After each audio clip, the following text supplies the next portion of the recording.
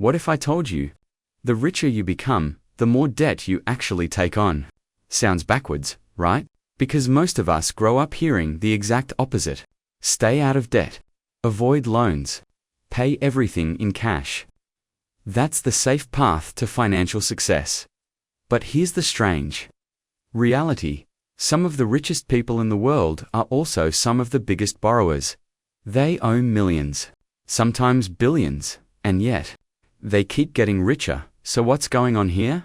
How can debt, something that ruins so many people financially, become a tool for building massive wealth? Because the truth is, not all debt is created equal. For the average person, debt often feels like a trap. You borrow money, you buy something, and then you spend months or years paying it back with interest. It limits your freedom. It adds stress. It keeps you stuck. But, for the wealthy, debt works very differently. They don't use debt to survive.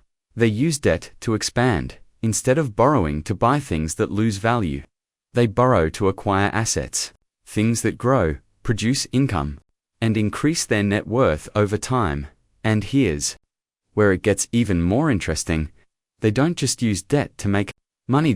They use it to protect their wealth. To avoid selling their investments. To delay or reduce taxes. To maintain control over their assets while still having access to cash. In other words, they are playing a completely different game. Same word, same concept, but completely different outcome.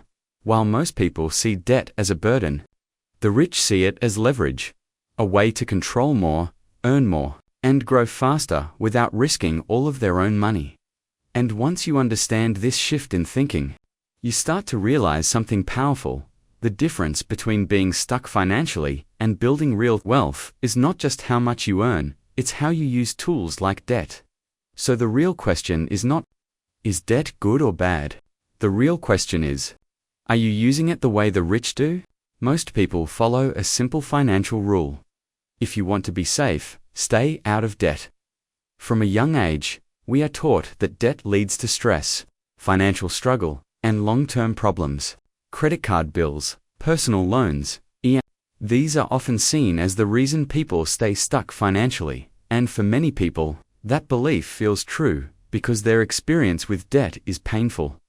They borrow money to buy things they cannot afford, a new phone, a car, lifestyle upgrades, and while these purchases bring short-term happiness, they do not create long-term value.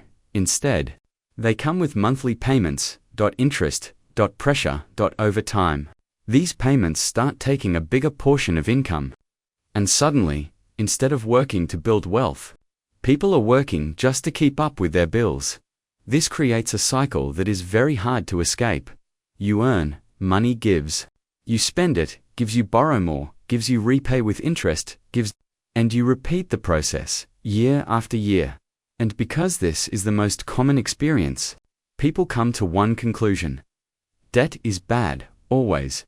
But here is the problem with that. Thinking it ignores how money actually works at higher levels. Because while most people are using debt to consume, the wealthy are using debt to invest. That is the key difference. The average person takes a loan and buys something that loses value. The wealthy take a loan and acquire something that generates value, and this difference is not small. It completely changes the outcome. One type of debt slowly makes you poorer. The other type has the potential to make you richer over time, but since most people only experience the first type, they never even consider the second. They avoid debt completely. And in doing so, they miss out on one of the most powerful tools for building wealth. So the real issue is not debt itself, it is the misunderstanding of how to use it. And until that changes, most people will continue playing a financial game designed to keep them stuck. Let's simplify this in the clearest way possible. There are only two types of debt: bad debt and good debt. Bad debt takes money out of your pocket. Good debt puts money into your pocket. That's the entire difference. Most people are stuck with bad debt. They borrow money to buy things that do not produce income, a car that loses value, a phone that becomes outdated, Lifestyle upgrades that feel good today but cost you tomorrow. And every month. That debt demands payment, so your money keeps flowing out. Now, let's look at how the wealthy approach this. Differently, they focus on good debt. Good debt is used to acquire assets. Assets are things that either generate income or increase in value over time. This could be rental properties, businesses, or investments. Here's how it works in a simple example. Imagine you take a loan to buy a rental property every month. That property generates rent. If the rent you receive is higher than your loan payment, you are making a profit, so even though you used borrowed money, the asset is paying for itself, and, over time, two powerful things happen.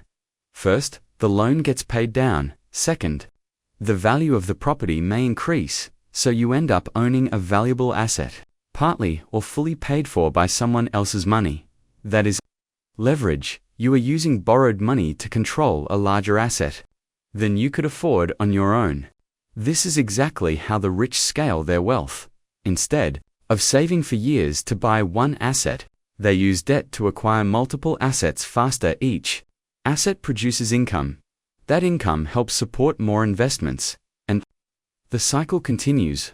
But here is where it gets even smarter. The wealthy often do not sell their assets, because selling can trigger taxes instead. They borrow against those assets. For example, if you own stocks or property that have increased in value, you can use them as collateral to take a loan. You get cash in hand, but you still keep ownership of the asset. And the asset continues to grow.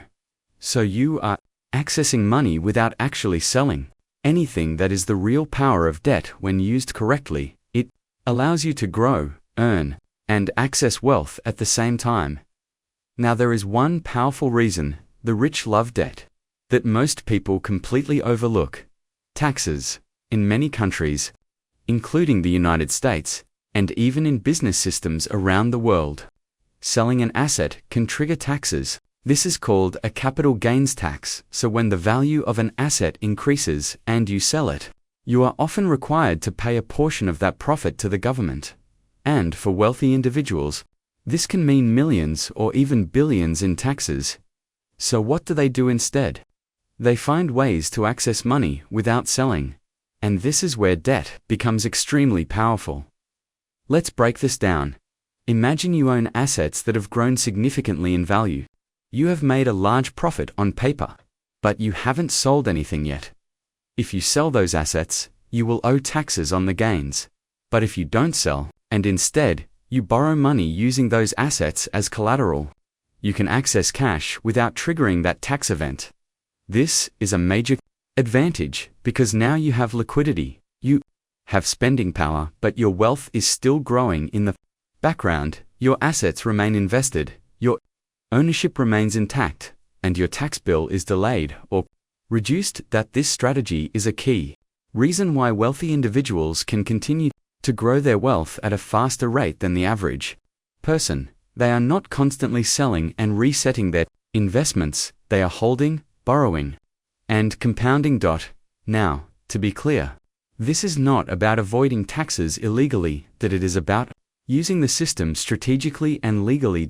And this is where knowledge becomes power, because when you understand how taxes interact with debt and assets, you start to see opportunities that most people never notice. You stop thinking like someone who is just earning and spending.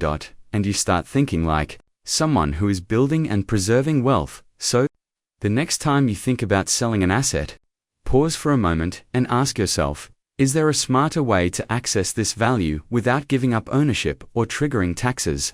That one question alone can completely change your financial strategy. Let's see how this actually plays out in the real world. Take Elon Musk. On paper, he is one of the richest people on the planet. But here's the key detail. Most of his wealth is not sitting in a bank account. It is tied up in shares of companies like Tesla and SpaceX.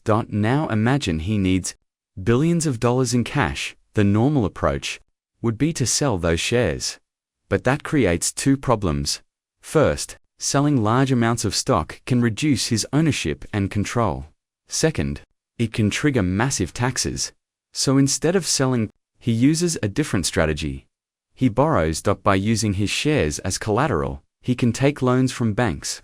Since his assets are extremely valuable, lenders are willing to offer huge amounts at relatively low interest rates. This gives him access to cash. Without selling his assets. Without losing control. And often without immediately triggering taxes. Now let's look at Jeff Bezos. Just like Musk, most of his wealth comes from his ownership in Amazon.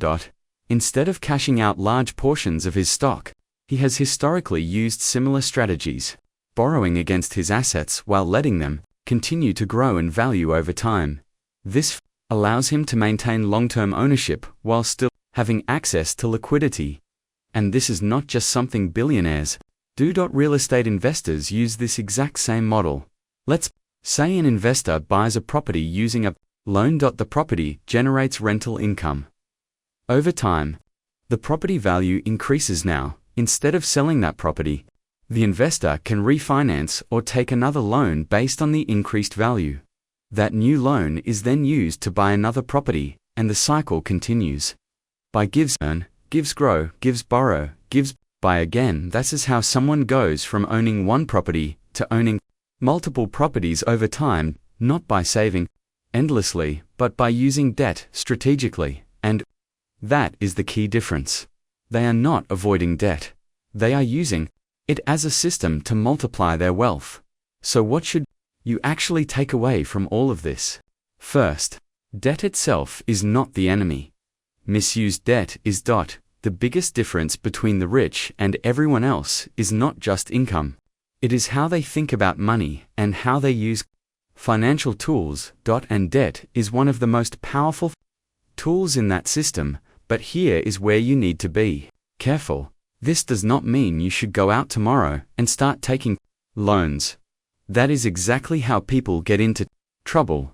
The wealthy are not reckless with debt, they are strategic. Before they borrow, they look at the numbers, they ask one simple question: will this debt make me money? If the answer is no, they usually avoid it. If the answer is yes, and the risk is manageable, then it becomes an opportunity. That is the mindset shift you need. Instead of thinking, can I afford the monthly payment? Start thinking, will this asset pay for the debt? That one question can completely change your financial future. Another important lesson is understanding risk. Leverage can amplify gains, but it can also amplify losses. If an investment fails, you still have to repay the loan. That is why the rich focus on strong assets, stable income sources, and long-term growth. They do not rely on luck, they rely on calculated decisions. Also, notice one more pattern. The wealthy focus on owning assets, not liabilities. Assets put money in your pocket, liabilities take money out, and every financial decision you make moves you closer to one side or the other.